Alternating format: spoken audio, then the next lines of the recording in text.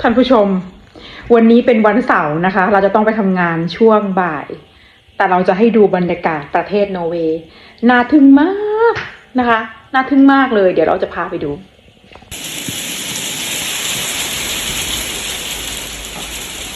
หิมะตกนะคะแล้วได้ยินเสียงฝนไหมก็คือฝนตกด้วยนะคะมองเห็นไหมเอ่ยนี่นะคะฝนตกมาดูบรรยากาศนะคะโอ้โห